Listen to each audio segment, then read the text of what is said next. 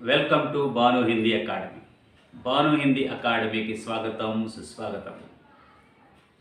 ఆంధ్రప్రదేశ్, తెలంగాణ స్టేట్స్లో చదివేటువంటి Telugu medium, English medium విద్యార్థుల కోసం హిందీని అతి సరళ భాషలో, ఈజియెస్ట్ లాంగ్వేజ్లో చెప్తున్నటువంటి మా ఛానల్ను ఆదరిస్తున్నందుకు అందరికీ ధన్యవాదాలు. ఇంకా మేము ఉత్సాహంగా ఎక్కువ వీడియోలు చేయాలంటే దయచేసి సబ్స్క్రైబ్ చేసుకోండి, ఫ్రెండ్స్కి షేర్ చేయండి, లైక్ చేయండి. భాను హిందీ అకాడమీ. ఈరోజు భాను హిందీ అకాడమీ మీకోసం 10th క్లాస్ సెకండ్ లాంగ్వేజ్ సిలబస్లో థర్డ్ లెసన్ అయినటువంటి హమ్ భారతవాసి అనే పాఠం గురించి చెప్పబోతున్నాం. Today we are discussing about third lesson in second language Hindi, that is हम भारतवासी पाठ. आज हमें हम भारतवासी नामक पाठ के बारे में जानकारी प्राप्त करेंगे. ओके, पहले हम भारत में रहते हैं, इसलिए हमें क्या कहते हैं? वेरी गुड, हम भारतवासी. आज हमारे पाठ का नाम है हम भारतवासी. हमारे पाठ का नाम क्या है? हम भारतवासी. हम भारतवासी कविता पाठ है और इस कविता पाठ के कवि का नाम आर.पी. निशंक जी है. हम भारतवासी ऐसा पाठ है, कविता पाठ है, कवि का नाम क्या है? आर.पी. निशंक जी. और इससे पहले पाठ में पहले उन्मुखीकरण रहता है. First introduction for the lesson, ఉన్ముఖీకరణ, ఉపోద్ఘాతం ఉంటుంది. దాని గురించి మనం ఇప్పుడు డిస్కస్ చేద్దాం. ఓకే, సీవన్స్ ఒకసారి చూద్దాం. उन्मुखीकरण. अनेक स्थानों से बहने वाली नदियां अंत में समुद्र में ही मिलती हैं. उसी प्रकार अलग अलग धर्म में जन्म लिए मनुष्य भी परमात्मा के पास पहुंचते हैं. कोई भी धर्म छोटा या बड़ा नहीं होता. मानव जाति एक है, मानव धर्म एक है. స్వామి వివేకానంద్ గారు ఇచ్చినటువంటి ఒక మంచి స్టేట్మెంట్ గురించి మనకి ఇక్కడ ఉపోద్ఘాతంలో వివరించబడింది. ఏంటండి ఆ పరిస్థితి అంటే ఒకసారి మనం డిస్కస్ చేద్దాం. అనేక స్థానం సే బహనే వాలి నదియా, అనేక స్థానాల నుంచి, రకరకాల ప్లేసెస్ నుంచి ప్రవహించేటువంటి నదులన్నీ కూడా అంతమే సముద్రమే హీ మిల్తీ హై. At last they will mix in ocean ఉంది. అంటే రకరకాల స్థానాల నుంచి ప్రారంభమై ప్రవహించేటువంటి నదులన్నీ కూడా చివరికి సముద్రంలోనే విలీనమవుతుంది. అందుకని మనం సముద్రుడిని సరిత్పతి అంట, సముద్రంలో విలీనమవుతుంది. ఉసి ప్రకార్ అదే విధంగా अलग अलग धर्म में जन्म लिए मनुष्य भी, अलग अलग धर्म का अर्थ होता है भारत में अनेक धर्म लोग, अनेक जाति के लोग, अनेक रीति रिवाज के लोग, अनेक संस्कृति लोग मिलजुल कर रहते हैं. In India we are going on living together with different religious point of view, different caste, different cultural and different types of people are living together. About that the point wants explains you. कभी ఇక్కడ మనకి చెప్తున్నారంటే उसी प्रकार अलग अलग धर्म में जन्म लिए मनुष्य भी परमात्मा के पास पहुंचते हैं. परमात्मा దగ్గర చేరుకుంటాము అని చెప్పేసి. कोई भी धर्म छोटा या बड़ा नहीं होता. all religions are equal, all castes are equal. అన్ని మతాలు సమానమే, ఒకటి ఎక్కువ ఒకటి తక్కువ అనేటువంటిది ఏమీ లేదు. అన్ని కులాలు సమానమే, అన్ని కల్చర్స్ సమానమే అని చెప్తున్నారు. అదేవిధంగా మానవ ధర్మం ఏకే, మనందరము మానవులమే, మనందరం ఒకే కులము, మానవ కులము అని చెప్పేసి చెప్తున్నారు. ఎవరమ్మా? స్వామి వివేకానంద్. వివేక్ ప్లస్ ఆనంద్, వివేకానంద్ దీర్ఘ సంధి. వివేక్ ప్లస్ ఆనంద్, వివేకానంద్. సో దీనికి సంబంధించి అంటే రకరకాల ప్లేసెస్లో ప్రారంభమైన నదులన్నీ సముద్రంలో విలీనమవుతాయి. అదేవిధంగా భారతదేశంలో వేర్వేరు మతాలు, వేర్వేరు కులాలు, వేర్వేరు జాతుల్లో జన్మించిన వాళ్ళందరూ కూడా ఆటోమేటిక్ పరమాత్ముడి దగ్గరికి చేరుకుంటాము. అంటే వీటిలోంచి ఏ మతము కూడా చిన్నది కాదు, పెద్దది కాదు, ఏ జాతి చిన్నది కాదు, పెద్దది కాదు. అందరము ఒకటే కులానికి సంబంధించిన వాళ్ళం, ఒకటే మతానికి సంబంధించిన వాళ్ళం. అదేంటమ్మా అంటే మానవ జాతి, మానవ కులం, మానవ మతం అనేటువంటి human being, that means humanity, మానవత్వము అనేటువంటిది మనలో ఉంటుంది అని చెప్తున్నారు. దీనికి సంబంధించి మీకు ఇక్కడ 3 ప్రశ్నలు ఇవ్వడం జరిగింది. అవేంటమ్మా చూడండి ఒకసారి.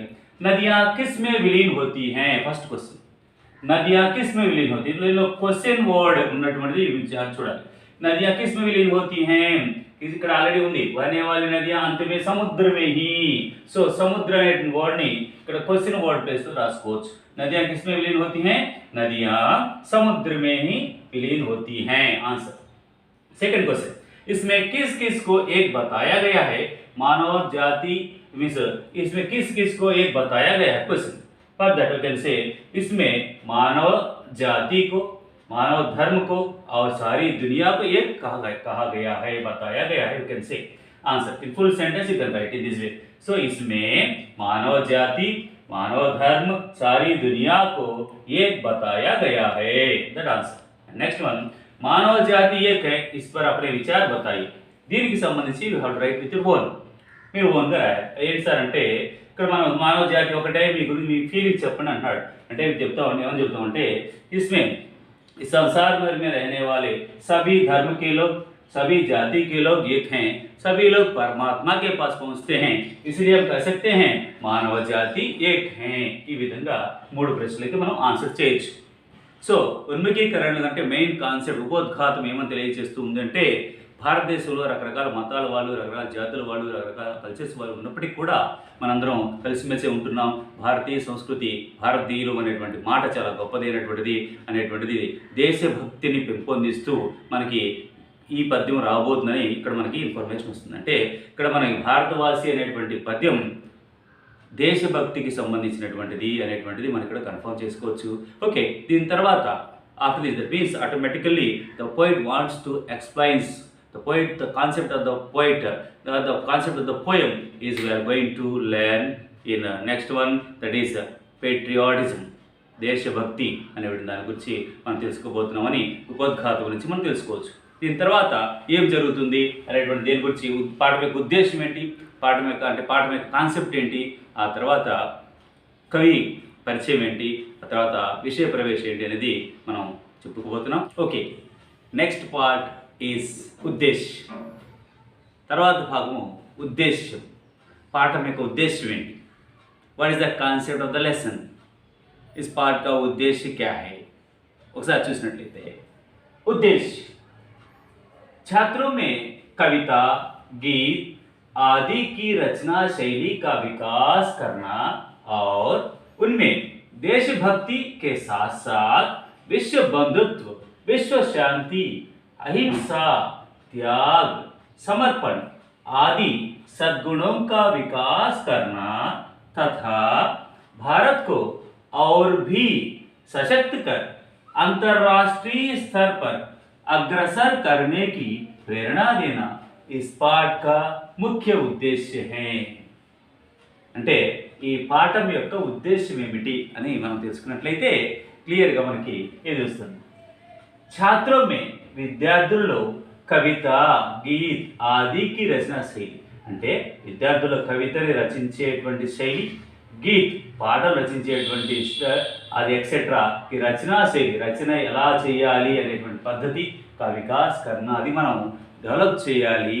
చేయడం కోసం అదేవిధంగా ఉన్మే దేశభక్తికే సాత్ సాత్ దాంతో పాటుగా దేశభక్తితో పాటుగా విశ్వ బంధుత్వ మీన్స్ యూనివర్సల్ రిలేషన్, విశ్వ బంధుత్వము, విశ్వ శాంతి, విశ్వం మొత్తం శాంతియుతంగా ఉండడం అనేటువంటిది, అదేవిధంగా అహింస అహింసాత్మకంగా, త్యాగం చేసే విధంగా, సమర్పించే విధంగా, ఆది సద్గుణంగా ఎలాంటి మంచి గుణాలని వికాస్ కర్ణ అభివృద్ధి చేయడమే, డెవలప్ చేయడమే, తథా భారతదేశానికి ఔర్ భీ మరియు సశక్తకర్ పవర్ఫుల్గా, ఎనర్జెటిక్గా, స్ట్రెంగ్తెన్గా అంతర్రాష్ట్రీయ స్థర్ పర్ భారతదేశాన్ని ఇంటర్నేషనల్ లెవెల్లో అంతర్జాతీయ లెవెల్ అంతర్జాతీయ స్థాయిలో అగ్రసర్ కర్ణ ముందుకు తీసుకెళ్లడము కోసం ప్రేరేపించడం ఈ పాఠ का मुख्य उद्देश्य है. ఈ పాఠం యొక్క ఉద్దేశం అంటే మీన్స్ యూ కెన్ సే उद्देश्य एम छात्रों में कविता, गीत आदि की रचना शैली विकास करना. That means in students we have to develop the writing skills about poetry and songs, and also with Deshbhakti, about patriotism. With patriotism we have to develop universal relationship and universal peace that also. And ahimsa, non-violence, tyag, sacrifice, samarpan, to give others, to dedicate to others, adi, like this type of good qualities. Sadgun is good qualities you have to develop in the students. With that, and also Bharat ko aur bhi sashakt kar, means we have to make India is powerful in international level. We have to make India to move forward. Agrasar karna, karne ki prerna dena. That means that type of motivation we have to give. This is the main concept of the lesson. అంటే ఈ పాఠం యొక్క ముఖ్య ఉద్దేశం ఏంటంటే విద్యార్థులలో కవిత గీతాలకు సంబంధించినటువంటి రచనలు ఎలా చేయాలి అనేటువంటి దాంతో పాటుగా ఏం డెవలప్ చేస్తున్నామా, ఇంకా దాంతో పాటుగా విశ్వ బంధుత్వం, ప్రపంచం మొత్తము కూడా విశ్వం మొత్తం అందరం ఒక కుటుంబ సభ్యులమే, మనందరం ఒక జాతికి సంబంధించిన వాళ్ళం, ఒక కుటుంబం వాళ్ళమే. కాబట్టి మన మధ్య తారతమ్య భేదాలు ఏమి ఉండకూడదు, ఒకరితో ఒకరు ప్రేమాభిమానాలు పంచుకోవాలి, ఒకరినొకరు షేర్ చేసుకోవాలి, అర్థం చేసుకోవాలి, ఎవరి మధ్య కల్మషాలు కుతంత్రాలు కుట్రలు ఏమి ఉండకూడదని, అదేవిధంగా ప్రపంచం మొత్తం శాంతియుతంగా ఉండాలి, ప్రపంచ శాంతి విశ్వశాంతి మనకు కావాలని చెప్పేసి, అదేవిధంగా మనలో అహింసాత్మకమైన నేచర్ మనలో ఉండాలి.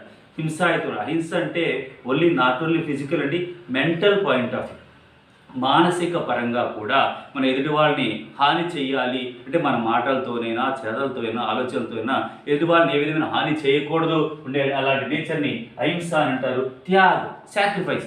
సాక్రిఫైస్ అంటే మనలో ఉన్నటువంటి చెడు లక్షణాలు, మనలో ఉన్నటువంటి బ్యాడ్ క్వాలిటీస్ని, బ్యాడ్ హ్యాబిట్స్ని, అదేవిధంగా ఇతరుల్లో ఉన్నటువంటి బ్యాడ్ క్వాలిటీస్ని డెవలప్ చేసే విధంగా త్యాగము అనేటువంటి వాడు యూజ్ చేశాడండి. ఇక్కడ సమర్పించడం అంటే each and everything you can dedicate to others, ఇతరుల కోసం మనం ఆలోచించి సాక్రిఫైస్ చేయడం. అలాంటి సద్గుణ్, మంచి గుణాలు, సద్గుణ్ విలోమ శబ్దం దుర్గుణ్ అని వస్తుందమ్మా. వికాస్ కర్ణ తథా, అదేవిధంగా భారతదేశాన్ని సశక్తిగా మంచి పవర్ఫుల్గా ఎనర్జెటిక్గా తయారు చేసి అంతర్రాష్ట్రీయ, అంతః ప్లస్ రాష్ట్రీయ, అంతర్రాష్ట్రీయ విసర్గ సంధి అవుతుంది. స్థాపర్ అంటే ఇంటర్నేషనల్ లెవెల్లో ముందు ఫార్వర్డ్ తీసుకెళ్ళాలి అనేటువంటిది, దాన్ని తీసుకెళ్ళడం కోసం మనం ఎంతో ప్రేరణ ఇవ్వాలి అనేటువంటిది ఈ పాఠం యొక్క ముఖ్య ఉద్దేశం. సో పాఠం పేరేంటమ్మా హమ్ భారతవాసి, కవి పేరేంటమ్మా ఆర్ పినిషన్. ఎలాంటి పాఠం అమ్మా? కవితా పాఠం. సో ఈ పాఠం యొక్క ఉద్దేశం ఇంటర్నేషనల్ లెవెల్లో ఇండియాని మంచి పవర్ఫుల్గా చేయడం అనేటువంటిది ఈ పాఠం యొక్క ముఖ్య ఉద్దేశం. ఓకే, నెక్స్ట్ పాయింట్ ఏమొస్తుంది, విధా విశేష్ ఏముంటుంది అనేటువంటిది మనం ఒకసారి తెలుసుకుందాం. Please subscribe our channel Banu Hindi Academy.